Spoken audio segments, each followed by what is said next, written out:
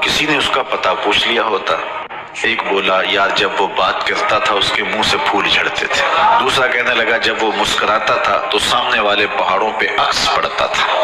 ایک کہنے لگا میں تو اس کی آنکھیں ہی دیکھتا رہ گیا۔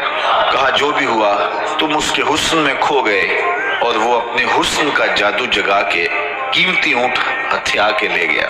تو جب انہوں نے یہ بات کہی تو امام زرقانی لکھتے ہیں کہ اب تک خاموش بیٹھی قافلے کے سردار کی بیوی نے خیمے کا پردہ سرکایا اور ان سے مخاطب ہو کے کہا خبردار اس کے خلاف کوئی بات کی۔ اللہ کی قسم میں نے ایسا شخص دیکھا ہے کہ جس کا چہرہ چاند کا ٹکڑا ہے، خبردار اس کے خلاف کوئی بات کی، اس کی ضمانت میں دیتی ہوں، اگر وہ قیمت نہ دینے آیا تو قیمت مجھ سے وصول کر لینا۔ انہوں نے کہا اچھا تو اسے جانتی ہے؟ کہا واللہ میں بھی اسے نہیں جانتی۔ تو کہا پھر ضمانت کس بات کی دے رہی ہے؟ کہا جب تم سودا کر رہے تھے میں نے خیمے کی